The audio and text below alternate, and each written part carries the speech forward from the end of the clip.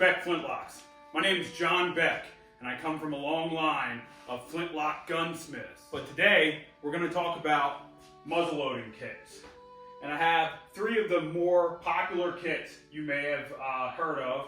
And I'm going to try and give an unbiased presentation of the various kits, the pros and cons of each kit, and the subtle differences as well. I'm going to present them in alphabetical order to be fair. So we're going to start with the Jim Chambers, flintlocks.com Chambers kit. We're going to move on to the Kibler Kit from Jim Kibler. And then ultimately with the Track of the Wolf kit we'll end with. At the end of the video, I'll also discuss custom built firearms built by artisans and some of the pros and cons of that as well. I hope you enjoy. Jim Chamber kits are beautiful and they're historically accurate.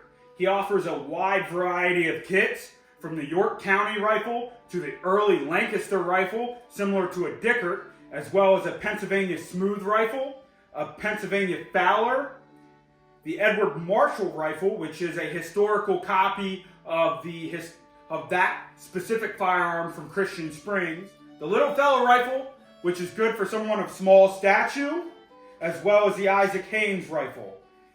Various kits offer different styling and time periods, as well as architecture for specific people and purposes. It's really awesome that he has so much variety, and you really can't go wrong with a Jim Chambers kit.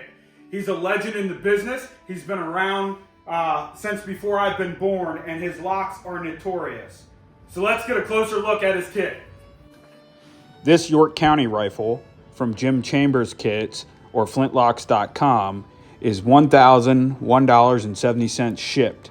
It was in curly maple. The parts are sand casted and require removing the sand casting gates, usually cut off and then filed clean. Now the kit does require tooling and some carpentry experience to drill holes as well as clean up the inletting, because the rifle is about 80% complete.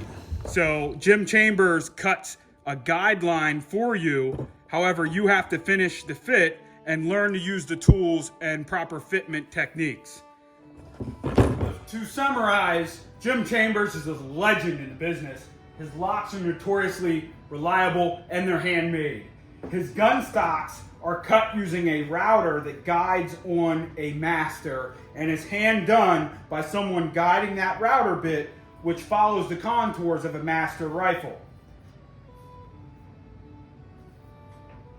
Now that technology, using a router to make stocks, existed in the 18th century with the construction of the Brown Besses and the Springfield rifles. It's really a historical practice, and it produces a beautiful rifle. It requires skill to finish the work and the inletting and tools. So if you're a beginner, maybe not take on a Chambers kit unless if you're experienced with some carpentry tools. If you take on some other kits that are more easier and that require only assembly, then you can take on something like this and really put own touch on the rifle. Now let's get to the Kibler Kit. This kit is made by Jim Kibler, who actually started out working with Jim Chambers. His kits originally used Jim Chambers locks. Now his locks, rather than be made from cast and hand assembled, are CNC locks made using CNC machinery.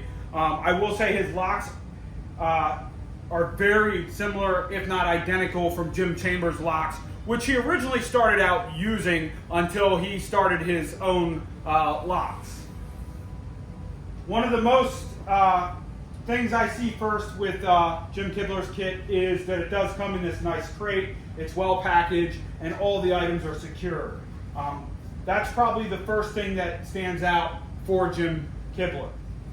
The Jim Kibler stocks are CNC made using a master and a 5-axis machine that uses a bit to remove all the wood to fit the 3D geometry of the master file. A lot of the masters that he has were done by Eric von Aschwick, who does really incredible work and architecture on the rifles that he does. So I have to appreciate that architecture and style that is implemented in the Kibler's kit. Jim Kibler, of course, who is well known in the muzzleloading community, is a master gunsmith who does beautiful handmade custom rifles. He stepped away from that recently to run the kit business, so we're seeing more kits and less of Jim Kibler's art. Now, the first thing you'll notice about the Kibler kit that is different from the Chambers kit is the inletting is about 99% done. It really requires very little work. You won't need a drill really because the holes are already drilled. There's no wood removal except maybe a minor fitment where the bit quite didn't get it square. Throughout the evolution of this kit, it's getting more and more accurate. You know, I often call these kits guns in the white, and what I'm referring to, a gun in the white, is a gun that's fully assembled that only requires finishing. Now, of course, his kit doesn't come assembled. However, you really could just place the parts on this stock and assemble it with no work required. As you can see, locks are CNC made with a few cast parts, and this lock is almost identical to Jim Chambers' Queen Anne lock. As far as the inletting, when I said it was plug and play, you can see the lock really does fit into the mortise, and it functions with no alteration of the wood. Now let's get a closer look at this kit. This is the Jim Kibler Colonial Kit from Kibler.com. The total was $14.20. It is the fancy maple, which is the same grade of wood as the Chambers kit. The Colonial Kit is based on a Virginia style rifle. It is a beautiful piece of wood. This is the fancy upgrade as well. The curl in this is not quite as nice as the Jim Chambers kit, but both Chambers and Kibler produce kits with some phenomenal curly maple. The rifle points well and feels great. It does have a meaty wrist. I would say a Kibler kit reminds me of a thicker girl. She's very easy to get and got some extra meat on it. Where the Jim Chambers kit is a little thinner, a little more nimble, but requires more work to get operational. The last kit we're going to look at is the Track of the Wolf kit. These kits, the stocks are made by Pecatonica. They're made on a 5-axis CNC machine. However, a lot of the wood requires removal, and a lot of the forestock also requires removal. These kits require more work than a Chambers kit. They're almost not kits because a lot of the parts require more attention and fitment. You can make changes to the locks in some of their kits, different barrels, and they offer a lot of options on their website. This is also their version of fancy maple. Looking at the blank here, it's a really good, beautiful quality piece of wood, and you can see the grain flows through the wrist. This is their John Philip Beck kit. It's why I selected it, because it's the rifle I'm most familiar with. Looking at the architecture is correct and historically accurate. There are some subtle things on the hardware that isn't quite correct, which I would critique, and that could be changed to make it historically accurate. I try and make my rifles as accurate as possible. The other thing is they come with a Jim Chambers lock, a Germanic lock, which is identical to the Jim Chambers kit. Also, they come with brass hardware that requires you to remove the gates from casting. Track of the Wolf offers a lot more options and variety than the other two retailers. Than a kit, it's more of a selection of parts and you make it fit and work. I will say this specific kit has a lot of the inletting done. I almost wish it didn't, because then I could align it and get it more accurate.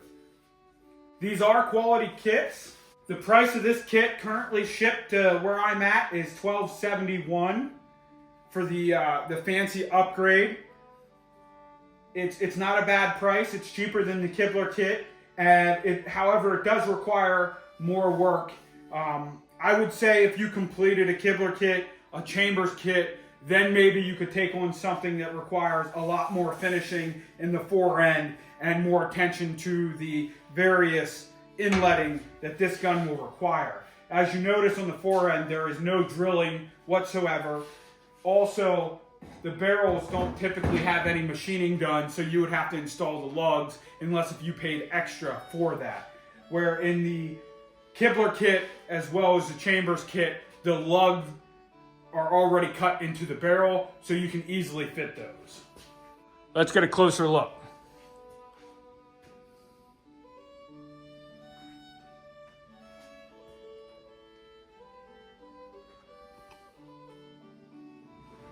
Rather than argue which kit is better, I would say the Kibler kit is a beginning entry-level kit.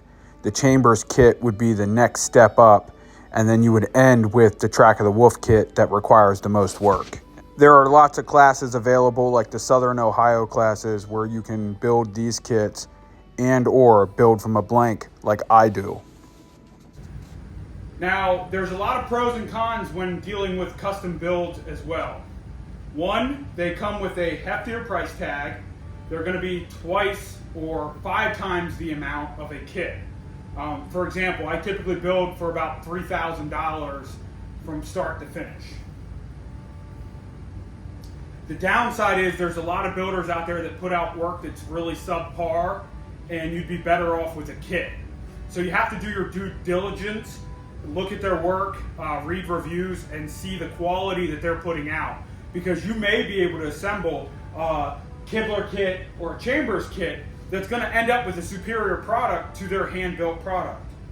However, there are a lot of builders that we would call artisans, and they're able to put in the specific drop that you want into the blank, cast on or cast off, to make a rifle that not only is historically accurate and a beautiful piece of art, they can make a rifle that points for you naturally and fits. This rifle has the cast off that I like and the trigger pull that I like as well. I really built this gun for myself, and it's an example of my craftsmanship. Now, I'm new to custom building, and it's something I do as a living history opportunity to teach muzzleloading, firearm safety, as well as the history of my family, and to continue those traditional American values. If you're going to go to a custom builder, make sure they're doing all the work accurately and correctly. One of the differences you might see is that the side plates for me are cut out of sheet brass. My butt plates are sand casted,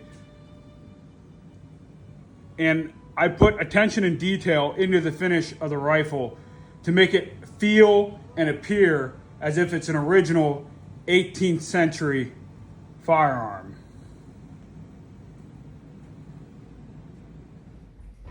Tell you what, all that talking about rifles has gotten me a little thirsty. So I don't know if I want to do Blanton's or Old Rip, but I think tonight's worth celebrating. There's 2 things I love about America. That's Kentucky rifles and Kentucky bourbon. I hope you enjoyed the video. Please like and subscribe. And if you get the opportunity, head over to beckflintlocks.com, read my family history,